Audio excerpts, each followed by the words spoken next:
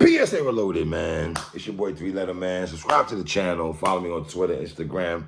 And let's follow your boy at, man. Hit the like button also. I appreciate that. Y'all see the title of this particular blog, man. Let's talk about it, man. We are going back to 1999. The Dynasty album. We're talking about the song that Jay-Z had with Beanie Sigel, the Broad Street Bully. Scarface, Face Mobb. Scarface the Fix album is one of the illest albums that nobody really talks about. We'll talk about that some other day. That's neither here nor there.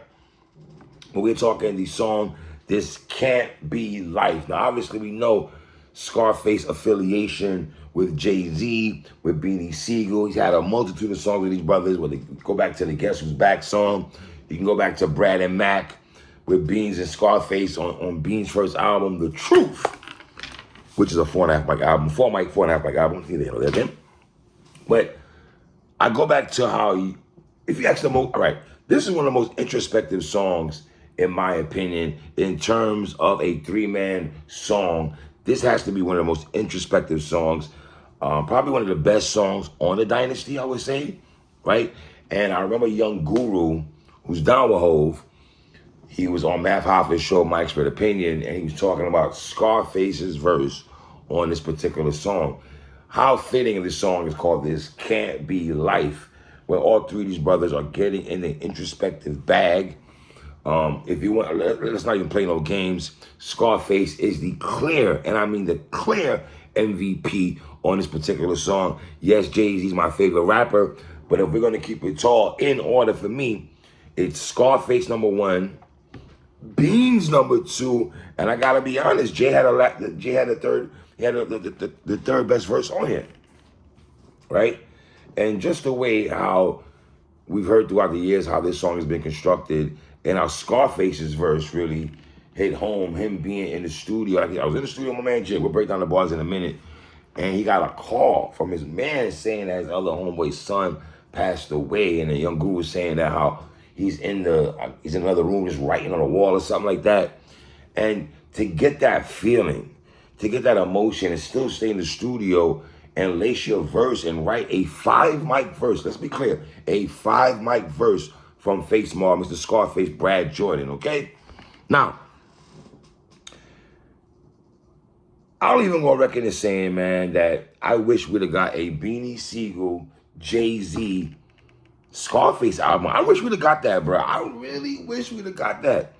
I mean, 2020, we go back. I'm going back and revisiting now, right? I wish the Dynasty album would have been Jay, Beans, and Scarface, and let Kanye produce the whole joint. I would have loved that. I feel the continuity also between Scarface and Beanie Sigel. Also, I would have taken that album also, right? But let's get into this song, man. This Can't Be Life. Jay-Z, Jigga Man, Sean Corey Carter, Young Vito, voice of the young people, sets off his verse. See, I was born in sewage, born to make bomb music, flow tight like I was born Jewish. Used the streets as a conduit. I kept arms, 38 lungs inside my mom's Buick. At any given moment, Sean could lose it. I don't know how he says off the verse was dope. It's like 93, 94, about the year that Big and Mac dropped and Illmatic rocked. Out of every rack drop, it had the West had it locked. Let's be honest, man. Jay-Z was here in 93, 94. He didn't pop off like that.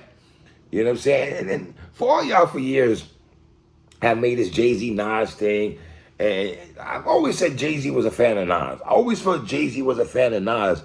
And some of y'all hip-hop purists out here make it sound like it's a bad thing that Jay-Z was a fan of Nas. How could you not be a fan of Nas? If you're from New York City at that time as a rapper, as a fan, how could you not be a fan of Nas, Escobar, Moving On Reproduction? How could you not? How could you not listen to Illmatic with songs like Represent, Memory Lane, One Love, The Choice, The World Is Yours? One Time For Your Mind wasn't one of my favorite songs on there, but it's neither here nor there. But I'm just saying. So how could Jay not listen? He sampled his voice or using it wrong. You made a hot line, I made a hot song. Fine. If you want to go in that bag, fine. But I never had a problem, even with Big.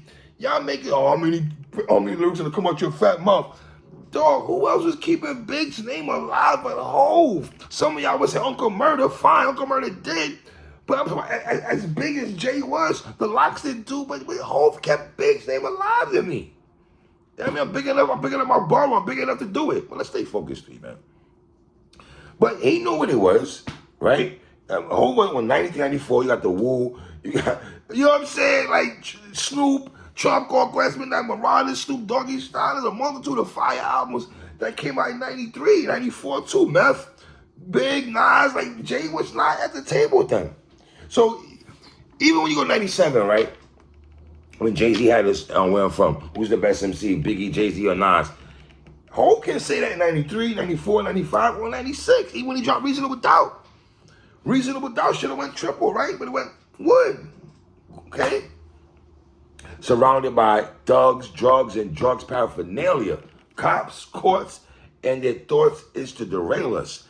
3-time felons in shorts with jealous thoughts. Jay on the hook and everything, but I thought Beans' verse was dope. I think Beans' verse, in my opinion, doesn't get spoken about. I'm going to say this also. I've said this for years. I feel Nature hung with Nas on a lot of verses back in the day. When Nas and Nature was out here doing freestyles on Clue and going back and forth, Nas was not dusting Nature on verses.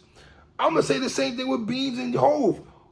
Hov was not dusting Beans like that at all when it came to verses. No, he might have got Bleak out the paint, but he get Beans out of there. Right? Second oldest born from Michelle Brown, my mother. Hellbound, grew up with 2 sisters and 1 brother. Pop wasn't around, so many stories, that's another. I'm thinking, damn, how around my, so many, like, I'm thinking, damn, how my older sister's gonna make me tougher. That is some real talk, how my older sister's gonna make me tougher. You know, Stephen A. Smith talking about his older sisters all the time, and your older sisters gonna make you tough. Pop ain't around, so many stories, that's another. I'm thinking, damn, how my older sister's gonna make me tougher. Y'all dudes thinking what y'all reading in the source is real. What's my life like? See what Shotgun show, what's my life like? He did get that from Beanie Sigel. What my life like, you looking at the source is real. Passing judgment. Niggas second guessing Beans. Cause you don't eat swine, don't make you mu'min. Dog, you know a couple swords out of the Quran. I guess you all on your team and ain't on mine. Stop that, Aki. Yo, Beans was wilding on here. Wilding on this joint.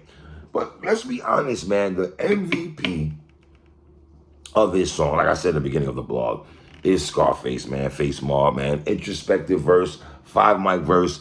Yo, man, it's a legendary verse, man. Now, I walk into the studio to do this with Jig. I get a phone call from one of my niggas. Said my homeboy Reek, he just lost one of his kids. And when I heard that, I just broke into tears. And seeing the second hand, you don't really know how this is, but when it hits that close to home, you feel the pain at the crib. What? So I called mine and saddened my wife with bad news. Now we both depressed, counting our blessings, because Brad's too. I mean, to set your verse off like that, you're in the studio with Hov and Beans, and you're doing a session. And to set off your verse, the first lines out of Scarface's mouth is, now as I walk into the studio to do this with Jay, Hov, I get a phone call from one of my niggas. Said my homeboy Reek. Like, that's just, it ain't no bright side to losing life. But you can view it like this. God's got open hands, homie. He in the midst. Like, Scarface talking to his mans about his man's losing his son, and the whole verse is just like, and then when I love how Scarface says, he goes here, he goes, I could have rapped about my hard times on this song, but heaven knows I would have been wrong. I wouldn't have been right. It wouldn't have been love. It wouldn't have been life. It couldn't have been us. It's like that, yo. To sit there and be like, y'all could have wrote my whole verse, I probably wasn't going to go in this bag. I could have rapped about my hard times on this song, but heaven knows I would have been wrong. This is my dog, this is a very introspective song, man. This Can't Be Life. Very introspective song. I really wish they would have done a video for this song, man. I mean, Beans, Hov, And Scarface, man, this is a dope song, man.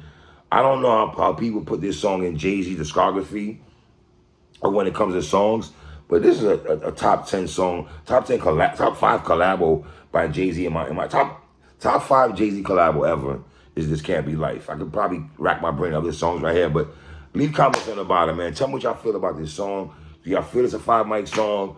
Are we all in agreement that Scarface was the clear-cut MVP? Do I have it right? Do y'all feel it was Scarface, Beans, Den Hove?